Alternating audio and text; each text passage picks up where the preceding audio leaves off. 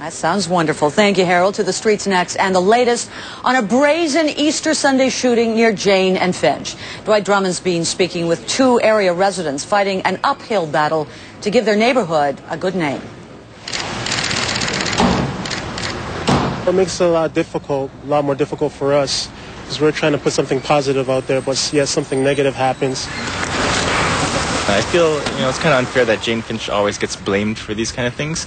So, even though it could be like isolated incident, it could be someone from the outside. Paul created the website janeandfinch.com, and his friend Mark helps him run it.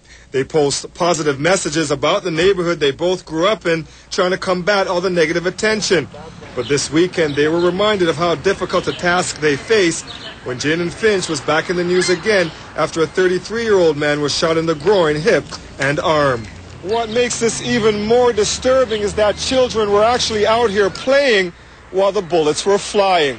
Easter Sunday, very busy day, beautiful day out. A lot of kids were out playing, and it could have been serious if one of these kids had been hit by a stray bullet. The victim's injuries are not life-threatening, and as police continue to search for as many as 5 suspects, Paul and Mark continue their fight to improve their neighborhood's image. People like to report on bad news, and they need, someone to blame, and usually they blame the area. Paul and Mark say this shooting will not make it onto their website. They say there's enough coverage in the mainstream media.